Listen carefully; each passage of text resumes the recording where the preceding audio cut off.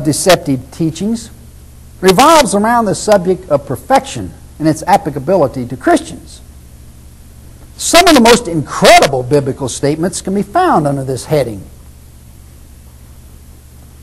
One would be hard-pressed, for example, to think of a comment that would clash with truth more than 1 John 3:6, which says, quote, "Whoever abides in him," and it's talking about Jesus, "does not sin. Whoever sins has not seen him, neither known him," unquote.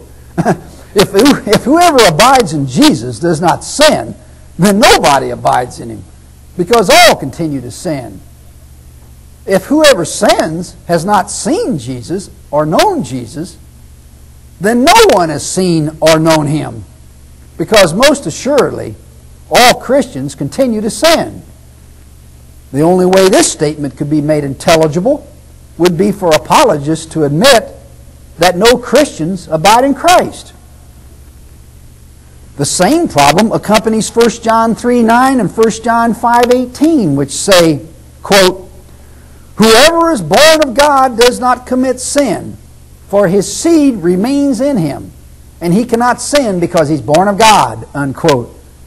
If this statement were true, if whoever is born of God does not sin, then no one is born of God, because all continue to sin. During a debate several years ago, I was told by an evangelist, one seeking to avoid the trap that this verse creates, I was told by him that he abided in God because he no longer sinned after accepting Christ. That's almost too ridiculous to discuss, because in effect he's claiming to be perfection, which the Bible rules out by such verses as Romans 3:10. "There is none righteous, no, not one." Romans 3:12. "There is none that does good, no, not one." Ecclesiastes 7:20. "There is not a just man upon the face of the earth that does good and sins not." And of course that famous verse, Romans 3:23.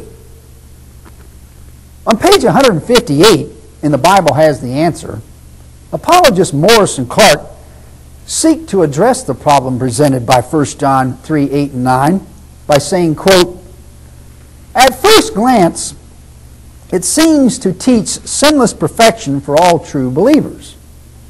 Strict attention to the Greek text, however, reveals that John is speaking of repeated or habitual sin. Consequently, this passage could be rendered, he who is born of sin, he who is born of God practices sin." Excuse me. "No one who is born of God practices sin," unquote. Two fatal flaws accompany this attempted escape. First, nothing is said in the verse about habitual anything. It does not say he cannot habitually sin. It says he cannot sin, period. Secondly, even if it did refer to habitual sinning, their defense would be useless, because all Christians continue to sin after accepting Jesus, and they do so continually. There's not just one sin, there are many. Apologist John R. Wright was frank enough to admit as much when he said on page 275 of his book entitled, "Dr. Rice, Here Is My Question," quote, "Too many people who believe in eternal security," that's the belief that once you're saved, always saved, "too many of these people put all their confidence in the fact that a born-again Christian will hold out to do what is right. Actually, born-again Christians often fall into very serious sins and continue in many sins," unquote. Moving on, for believers to keep the perfection demanded by James 2:10 would be out of the question. The verse states, quote, "For whoever keeps the whole law and yet offend in one point, he is guilty of all," unquote.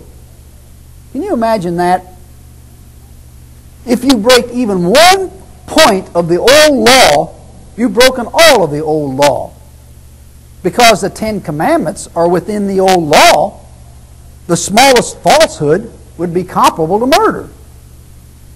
And since everyone has lied at one time or another, everyone in effect has not only committed murder, but violated the other 9 commandments as well. That's not only patently unjust and absurd on its face, but it would require behavior which no one could display. And finally, 1 John 3:8 says, quote, "He that commits sin is of the devil, for the devil sins from the beginning," unquote. If that's true, then every Christian is of the devil and far from perfect, something which some of their opponents have long suspected. A third topic reeking with false statements, besides false teachings and comments regarding perfection, are assertions having to do with testing the Bible. 5 verses in particular bestow upon those with faith powers rivaling those of God Himself. Mark 9:23 says, Jesus said to him, "If you can believe, all things are possible to him that believes." Matthew 17:20 says, Jesus said to them, "If you have faith as a grain of mustard seed, you shall say to this mountain, 'Remove hence to yonder place, and it shall remove, and nothing shall be impossible to you,'" unquote. Let me repeat that. Nothing shall be impossible to you. Nothing. Truly, that is the ultimate enticement. If that doesn't bring in the raw recruits ready to sign on the dotted line,